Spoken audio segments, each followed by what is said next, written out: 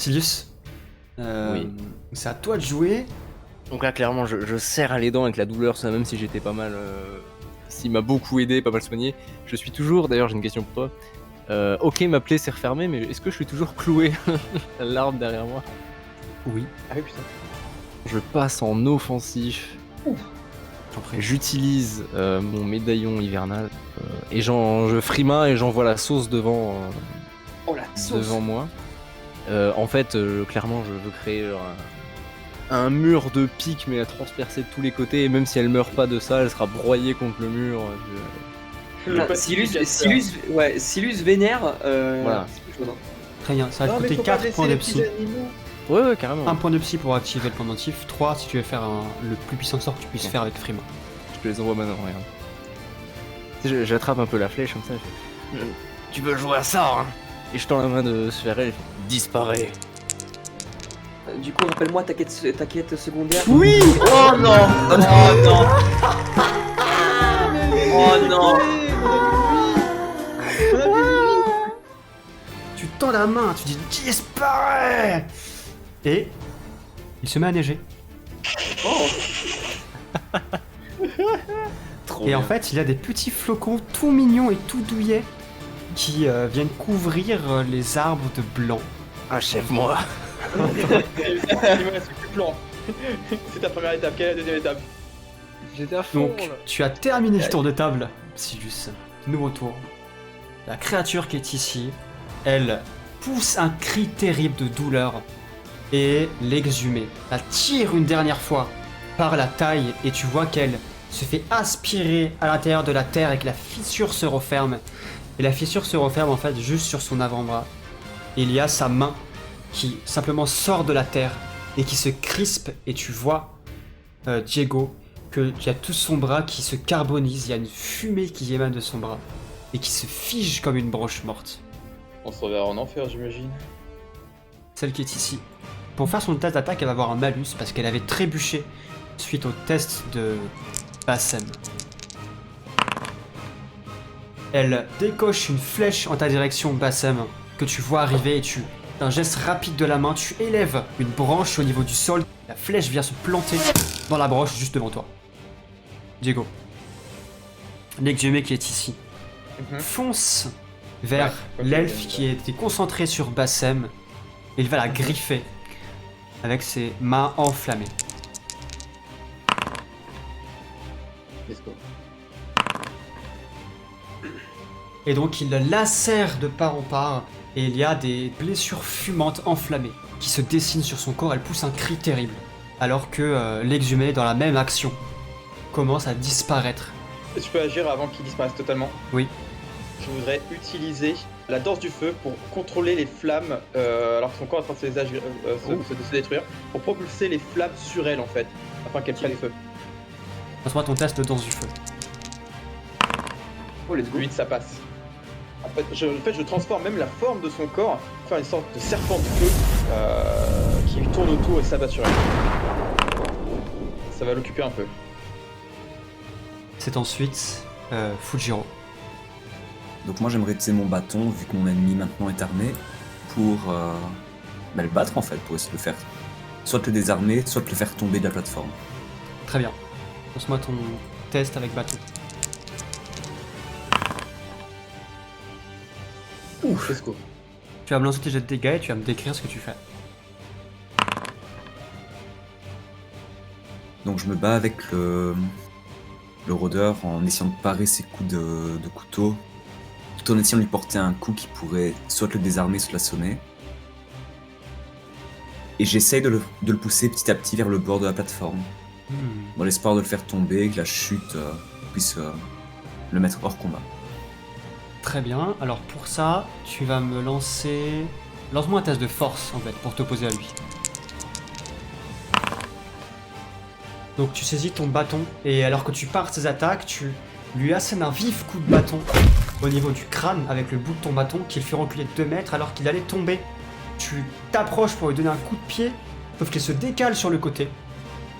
Et il en profite pour riposter avec sa lame. Mais toi, qui es un combattant aguerri, tu pars avec ton bâton dans un dernier mouvement et tu le repousses. Il chute de la plateforme, il se raccroche à une main sur le bord et tu te trouves au-dessus de lui. Bassem. Alors, moi j'ai une petite question. Est-ce que j'ai le temps d'arriver rapidement, de revenir en haut en fait, lui donner une bonne raclée? Ou ça va me prendre mon tour? Ça va te prendre ton tour. À moins que tu monnaies un test de courir-sauter. Je vais faire ça alors, je vais faire un petit courir sauter d'abord. Ok, ça prend mon tour. Ouais, effectivement. Tu arrives au niveau de l'échelle et tu arrives presque sur la plateforme, mais il va pouvoir agir avant toi. Silius. Là, je suis blasé, sachez-le. Non, mais ouais, je vais me repasser en défensif. Hein. Calme-toi, Silus. Et j'aimerais en fait envoyer juste un éclat de glace en fait sur elle. Vas-y. Parce que le truc c'est que vu que je suis un peu cloué, en fait je peux pas utiliser mes chakras ou un truc comme ça, je peux pas vraiment bouger quoi. Donc Toi, tu peux soigner par exemple. Tu peux pas te soigner toi par exemple. si je peux me soigner, Non. mais il faut que je trouve de l'eau à côté. Machin. Voilà, Ça serait ça, plus long ok. en fait. Voilà. Ok. Donc autant régler la situation maintenant et on Non, verra. bien sûr, après, bien sûr. On avise après, ouais. Oh, let's go! Le sort nul, il fait un critique de Le mec ouf. est en mode, je suis qu'une merde, il tend la main et là il commence à parler la gueule. Silius, c'est tout ou rien. Hein. Ouais. Putain. En fait, faut juste que tu sois pas chaud en fait quoi. Ouais, il faut que tu sois déprimé en fait. Faire les sessions sous Xanax, vous allez voir. Ouais. Tu concentres ton énergie sur la neige qui tombe sur elle pour la cristalliser. Elle a à peine le temps de réaliser ce qu'il se passe que tout son corps se couvre de givre. Elle se transforme en une statue de glace. Et tu serres la main. Quand tu serres la main, elle explose en un millier de cristaux étincelants. Gurlin, que fait ton clone? Du coup, il faut que je maintienne du coup la possession sur le clone. Le clone lui avait déchiqueté une partie du bras, c'est bien ça? Il a fait sauter l'avant-bras. Ok. Je vais lui demander de maintenir la pression, de chercher à le pousser dans ses derniers retranchements, de sorte à ce qu'il soit vraiment à dos du vide. Très bien, il va faire un test de mêlée, classique alors. D'accord. C'est un échec. Alors qu'il se bat au corps à corps avec son double, eh bien il y a l'elfe qui, par son coup, il fait un tourbillon avec sa lance qui désarme son double. Et il fait un mouvement vertical et il découpe son clone en deux. Oh putain, juste sur un jet qui était même pas à son tour, il m'a one shot. Très bien. Absolument. Et il pointe sa lance en ta direction. Tu es le prochain! Et tu vois qu'il la lance en l'air, il la rattrape pour avoir une position de javelot. Lance-moi immédiatement un test d'agilité, tu es en défensif. Je vais essayer. Je peux classer un dé de chance. Oui, bien sûr. Oui, c'était vite. Second chance. Une seconde Ouais, allez, chance, seconde fais un chance. mouvement, On fais y quelque croit. chose. Allez! Let's go! On tombe souvent sur Chance en vrai quand on le lance. Hein. C'est vrai quand on pense dessus. Oh, let's Oh go! putain, j'ai vu le 8, on a vu le 80. calme! On s'est dit, il allait Système refaire 80. fonctionne. Et donc il lance et il projette son javelot vers toi qui arrive avec une puissance inouïe et tu remarques en fait que son javelot est accompagné d'un tourbillon d'air. Qu'est-ce que tu fais pour te protéger? Comme sa lance est entourée d'air et qu'elle fonce droit sur moi, j'étais en posture défensive, donc j'ai le réflexe de caster du coup ma manœuvre qui est peau d'argile, esquiver le coup, et cette peau d'argile va me protéger du moins des côtés, des effets plutôt de tourbillon, qui eux ne sont pas directement confiés à ma peau. La lance en fait te percute, sauf qu'elle est déviée par ton armure de pierre, et juste derrière il y a ce tourbillon qui vient souffler cette seconde peau, un souffle de gravat. Mais lorsque le souffle se dissipe et que la fumée disparaît, Gurlin, tu es debout, sur tes deux jambes fières et le regard noble. La dernière personne à agir avant les défensifs, c'est l'elfe qui est ici. J'arrive, Kujiro! Il réussit à remonter alors que avec ton bâton t'as essayé de lui mettre un dernier coup fatal. Et Fujiro, tu remarques que ces guerriers sont vraiment animés d'une combativité assez impressionnante et assez phénoménale. Par contre, au niveau des yeux, ils ont tous les yeux noirs alors. Tous les yeux noirs. Et certains ont même des vénules noires Là ils sont qui... C'est pas des meurtres! C'est pas un meurtre, ils sont contrôlés, on est des gentils. Gorlien, tu vas finir le tour de table. Eh bien écoute, je vais lui renvoyer l'appareil, vu qu'il s'amuse à me balancer justement des javelots. Je vais utiliser un sort de vigueur basique et reproduire ce que j'avais déjà effectué pour un de ces démons qu'on avait dû détruire pour récupérer le contrôle d'un village. Sauf que cette fois-ci, ça va être pour un putain d'elfe qui a décidé que je serais le suivant. Et moi j'ai décrété que non. Avec les éléments qui se trouvent à mes pieds, je vais former donc du coup cette lance de terre et la balancer de la même manière qu'il l'a fait. Alors, je suis désolé, je vais un peu casser ton move. Tu vas pouvoir utiliser un projectile, mais par contre, tu peux pas façonner une lance de pierre. Ça, y a que Bassem qui peut le faire. Vigueur te permet d'animer la matière, pas de la sculpter ou la transformer. Donc, ce que tu peux faire, c'est arracher des pierres, arracher des morceaux de bois et les projeter. Y a pas de problème là-dessus. Par contre, créer quelque chose, une forme spécifique, ça, tu peux pas le faire. L'esprit reste le même. Donc, tu arraches les pierres autour de toi qui commencent à flotter. Lance-moi ton test de vigueur. Oh, bien joué. Oh, oui, oui. Gorlien, tu as carte blanche. Qu'est-ce qu'il se produit? Au vu de ma réussite, non seulement je suis capable d'utiliser mon environnement, mais aussi cette fameuse peau d'argile que je me suis servi pour ma défense. Donc toute cette défense se transforme en offensive et va frapper ma cible. Et en fait, il y a une pluie de projectiles, une pluie de pierres qui se dirige vers l'elfe. L'elfe qui, tu vois, il crée une barrière devant lui qui commence à dévier les projectiles, mais tu redoubles d'efforts et ton assaut est encore plus important. Et alors tu le vois faiblir, un pas en arrière, un deuxième, puis les projectiles commencent à passer sa barrière de vent, et il se fait transpercer par un millier de pierres acérées. Et il tombe à genoux. Alors que Bassem, tu arrives à son contact. D'un mouvement brusque, tu mets ta main sur son épaule alors qu'il a ses yeux livides vers toi. Et tu assènes un coup de hache qui fait rouler sa tête. Mais Ok. tu m'as volé mon kill. C'est un kill à 2, les gars. Alors qu'il se passe ceci. Ojiro, décris-moi une ultime fois ce que tu fais, c'est toi ou lui. Donc je vais commencer à faire tournoyer mon bâton tout autour de moi pour le faire gagner en vitesse. Et pendant que je fais ça, je dis à l'elfe, voilà, s'il te reste encore une once d'elfinité en toi, reprends-toi. Lance-moi un test de psychologie et fais-moi une réussite critique. Reprends-toi, regarde, on a Eh, plus eh. tous tes amis. Il peut faire la psychologie. Oh, je l'ai vu. Je l'ai vu, hein. Je l'ai vu, il est passé à côté. Pendant une seconde, tu vois une once d'humanité dans son visage. Et il serre les dents, il fronce les yeux. Il bondit vers toi, la lame en avant. Et alors qu'il y a cet élan de rage et d'imprudence qui l'anime, tu décides de finir le coup. Et avec ton bâton, tu lui donnes un coup dans son ventre. Ton bâton le transperce. Il chute. La tension retombe. Vous avez tous le souffle court, le cœur au bord des lèvres. Toi, Bassem, t'as particulièrement du mal à redescendre. Encore sous la rage. Littéralement, parce que t'es sur les escaliers.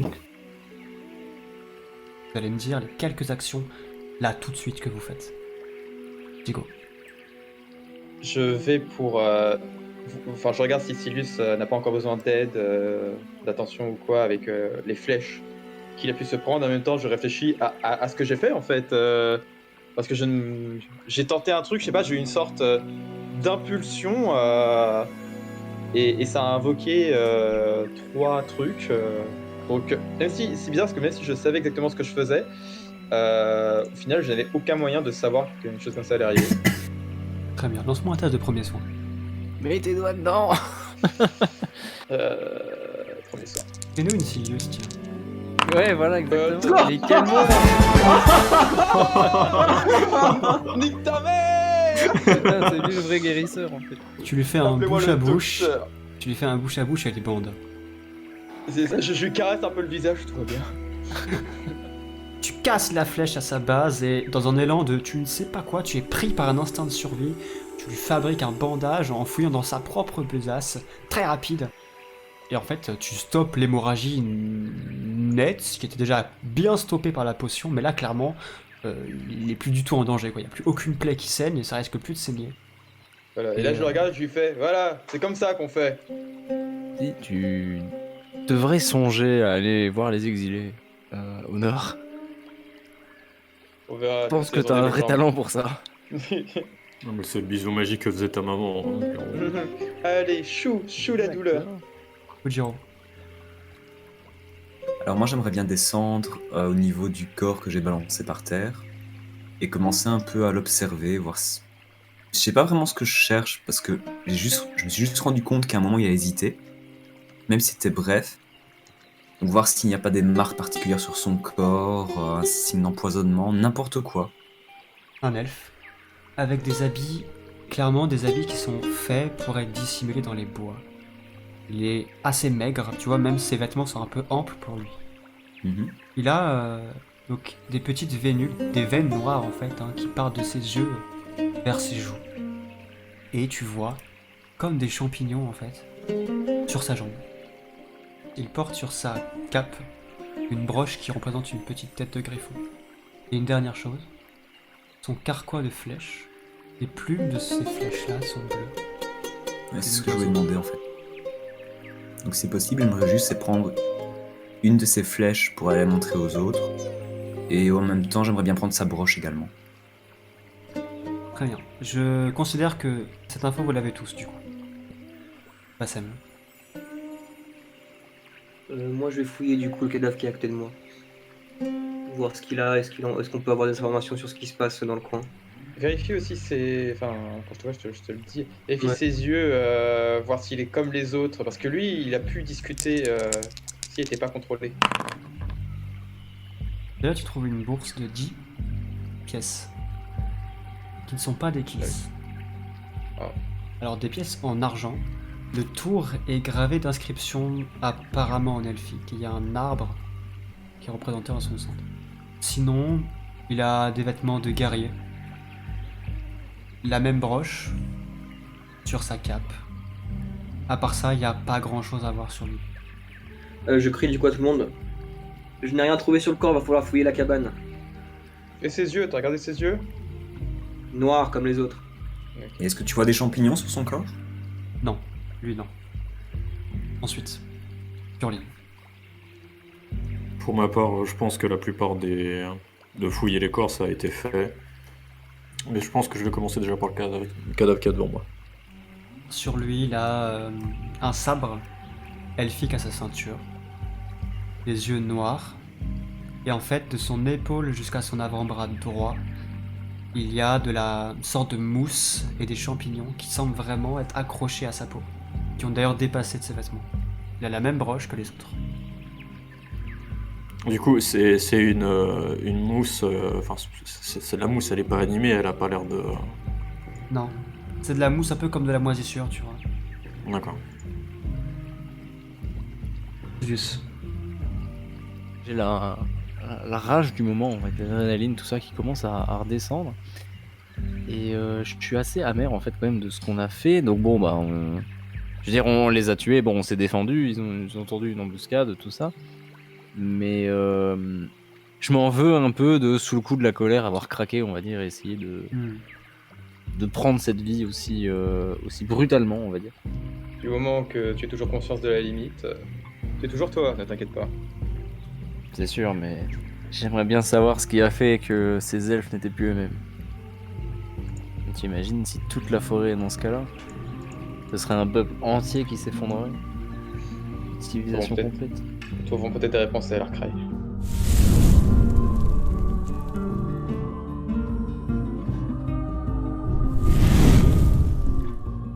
Je pense que si on veut avoir des éléments de réponse, ce sera dans les deux habitations. Oui, on ferait mieux de fouiller l'intérieur.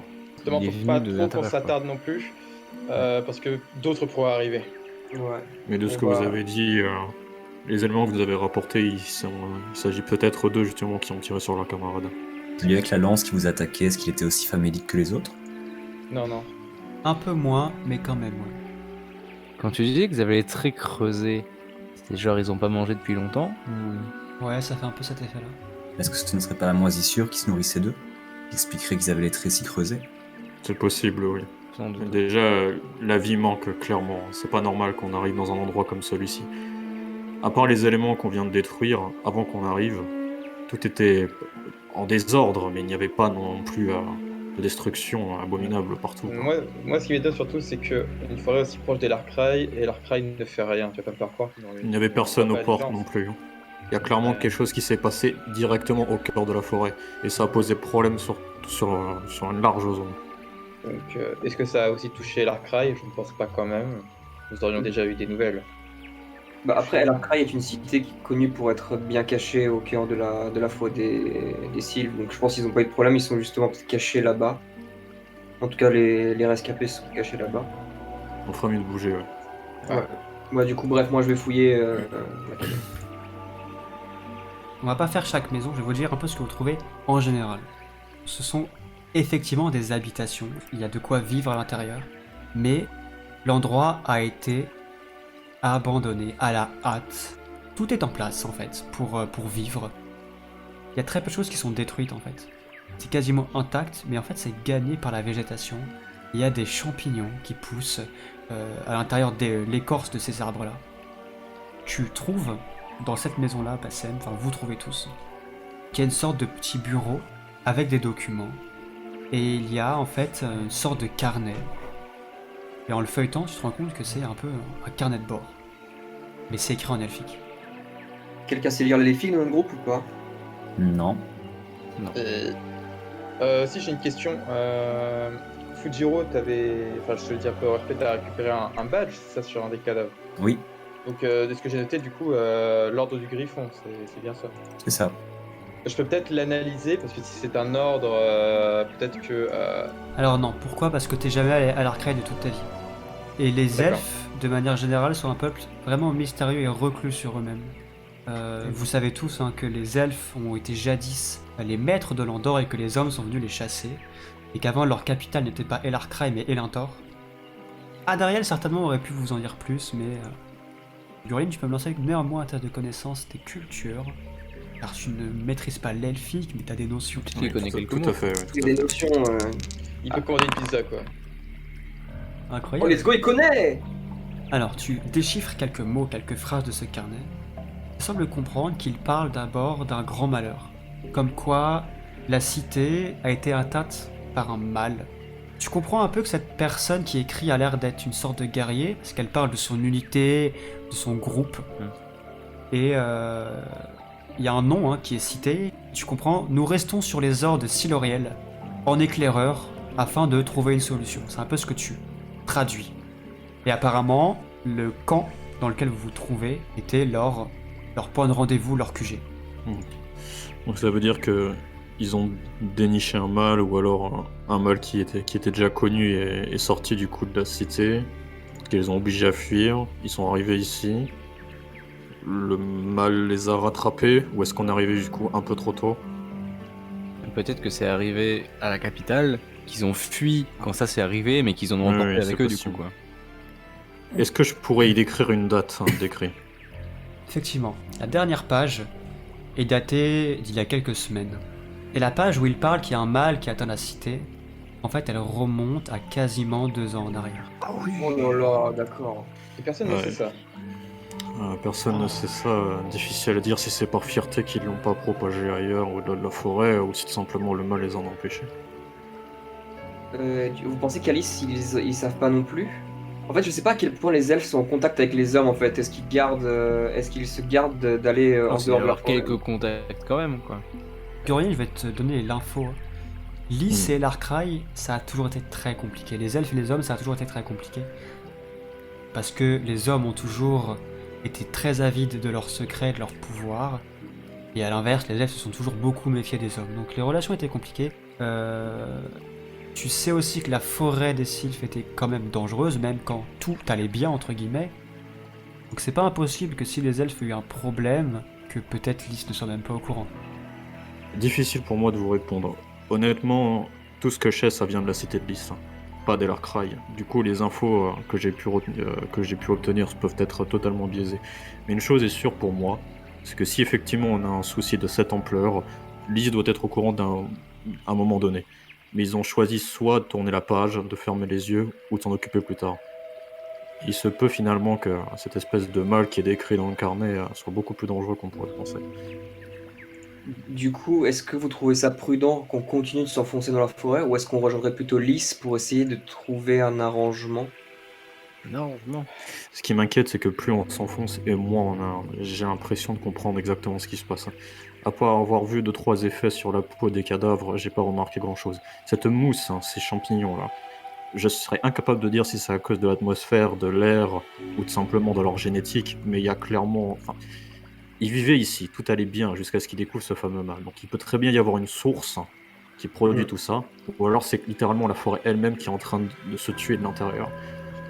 Est-ce que ça vient de sous nos pieds? Est-ce que ça vient encore plus profond? Oui, est-ce que ça a été créé Je peux par pas l'homme? te répondre. Du coup, ça a été créé par l'homme, c'est vrai, peut-être que justement Lys est tellement en conflit avec Elarcraig qu'ils ont créé ça artificiellement. pas, dans un- est-ce Mais que ils c'est ont besoin naturel? d'Elarcraig pour les marchandises. Ce Oui, ça peut serait, être ça n'importe serait où. plus qu'une simple malice, ce serait un coup d'état à ce stade. Oui, mais ça peut être Lys ou quelqu'un d'autre. Ça peut être très bien nos compagnons elfes noirs, par exemple. J'aimerais t'en apprendre plus, mais l'elfique et moi, je suis pas encore totalement en T'as déjà conscience. beaucoup fait, hein, merci mec. Ouais, mais je sais pas si c'est une bonne idée. Enfin, est-ce que ça vaut vraiment la peine de faire demi-tour? Je veux dire, la forêt est grande, mais au final, je pense que en continuant, on ne devrait pas prendre longtemps avant de la traverser entièrement. Et l'Arcraï n'est plus très loin. De toute Peut-être manière, qu'Adariel a besoin de nous, là, quelque part. Ouais, Peut-être, c'est en vrai, plus. c'est vrai, Adariel, Je peux pas la c'est vrai, laisser. t'as raison. Oui, c'est vrai, Ouais, t'as raison. je suis pas pour de faire demi-tour. Moi, je suis pour aller à l'Arcraï et voir de mes yeux ce qui se passe. Oui, bien sûr, mais c'est juste que moi j'avance de manière plus sereine lorsque j'ai toutes les infos en fait, enfin une part des Ça, infos. bien sûr.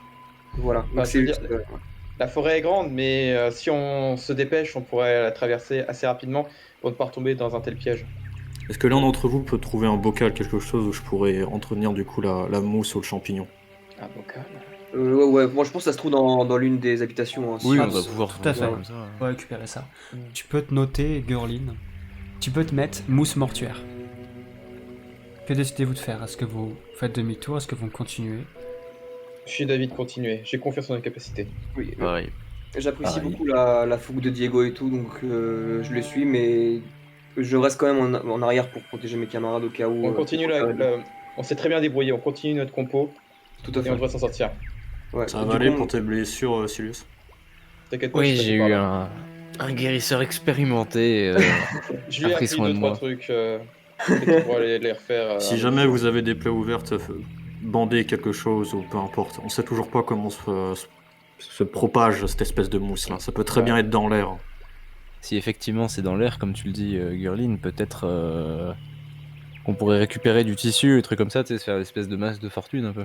Alors, les tissus ici sont probablement, si c'est l'air, les tissus d'ici sont déjà infectés. On Ouais, peut c'est éviter sûr. comme on a Oui, sur difficile de faire confiance à tout ce qu'on Ouais. trouvera ici en fait. Ne touchez à rien d'autre, les gars, franchement.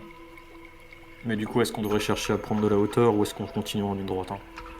C'est une bonne question. Je peux monter, utiliser ma. Je pense pas qu'on puisse vraiment utiliser- parcourir la forêt en sautant. La d'un forêt est ravin. dense, oui. et Je peux utiliser ma loupe de navigateur au moins pour nous tracer une direction, peut-être, si je prends de la hauteur. pourquoi pas. Diego, tu montes donc en haut d'une des habitations qui est en hauteur. Et avec ta loupe, tu scrutes l'horizon. Et en fait, tu remarques quelque chose qui te surprend tout de suite. Parce que pas très loin de là où vous êtes. Alors déjà, les arbres de l'orée de la forêt étaient très verdoyants, brillants. Et plus tu regardes vers l'horizon, plus les arbres sont ternes, certains manquent de feuilles. Et en fait, maintenant que tu prends de la hauteur, tu aperçois au loin une immense muraille de ronces, d'arbres en fait, d'arbres qui sont entremêlés en eux. Est-ce que Et- c'est là où se situerait la faille? Tu le Possible. supposes, c'est une supposition. Et pas très loin de là où vous êtes, ce que tu vois avec ta longue vue par contre, dans cette couche où les arbres sont pas tout à fait morts, mais pas non plus. En fait, là où vous vous trouvez, les arbres sont entre les deux. Il y a pas très loin un espace où tu vois quelques arbres qui sont parfaitement verdoyants. Du coup, je redescends et je transmets ces informations. Alors, il y a une Alors- solution là-bas, quoi. Ouais, en tout cas, au moins, on pourra probablement se poser et agir sur un plan d'action. Et notamment, on pourra se rapprocher de la muraille de ronces et voir s'il y a un passage. Parce que la muraille de ronces pourrait très bien nous bloquer tout le passage à l'Arcraï. En ce cas-là, on serait face à une impasse. Il faut qu'on aille à cet endroit d'arbres verdoyants, essayer de repérer la cause de pourquoi ça survit, Sinon, au moins reprendre des forces à cet endroit et aviser d'un plan d'action. Et donc vous quittez ce camp, guidé par Jigo, et vraiment pas longtemps, quelques minutes, quelques dizaines de minutes plus tard, alors que vous parcourez ces arbres qui commencent à être attaqués par des champignons, certains arbres verdoyants, d'autres qui ont perdu leurs feuilles. Plus d'animaux, plus aucun bruit. Vous arrivez effectivement dans cette trouée, dans cette clairière qui dénote. Il y a une source d'eau claire qui coule paisiblement. Je la bois. Et il y a effectivement quelques arbres ici qui sont verdoyants, quelques plantes d'ailleurs qui poussent ici. Au milieu de cette source d'eau, en fait, vous voyez des marches en marbre qui ont été sculptées qui vous fait penser à un ancien, peut-être un ancien sanctuaire, en tout cas un ancien édifice. Et il y a en fait des morceaux de ruines et au centre, une stèle herméneutique. J'en étais sûr.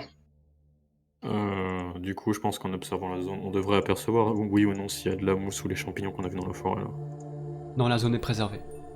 Elle est préservée, là, justement. Oh yes.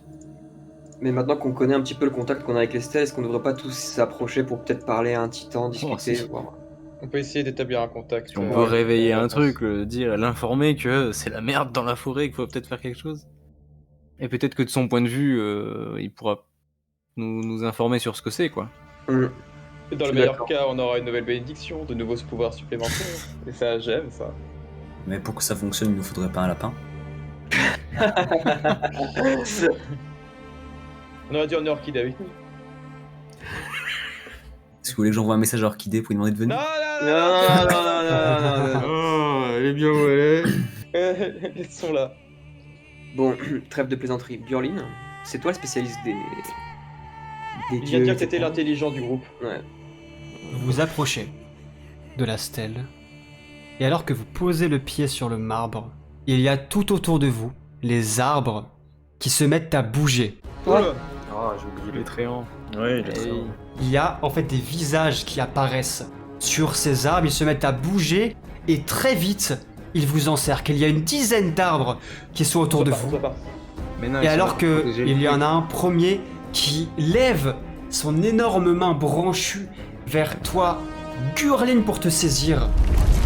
Bah ouais, je sais pas. Tout d'un coup, la terre entière se met à trembler. Et vous voyez le sol sur lequel vous vous trouvez qui commence lentement à se lever, à s'élever. Et vous vous élevez de plusieurs mètres alors que vous voyez les tréants qui sont autour de vous qui commencent à vous assaillir, qui sont attirés par une force mystique et qui sont rappelés à la terre. Et il y a tout ce sol qui s'élève et qui s'élève de dizaines et de dizaines de mètres. Oh, on est... Non. On est sur le titan. Oh là là, wesh. Oh, c'est pas vrai. Oh non. Et vous vous retrouvez très vite au-dessus de la forêt, à une hauteur absolument phénoménale. Vous avez les nuages qui sont plus très loin de vous. Alors que vous vous rendez très vite compte que vous êtes sur le dos d'une créature immense. Non. Oh, Le vrai. my god. Non. Pas le vrai. C'est une fin de session. Non, Oh non, je reste titan.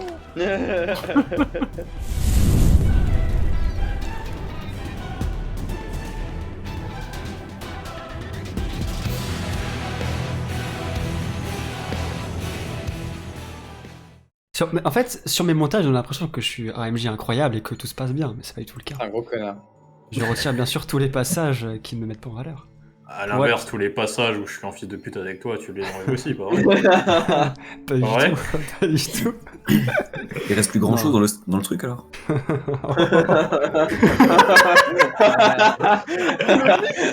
Le missile. Ah, ça tire à balles réelles, hein, faut qu'on fasse la session vite. C'est même pas mon JDR, j'ai mal.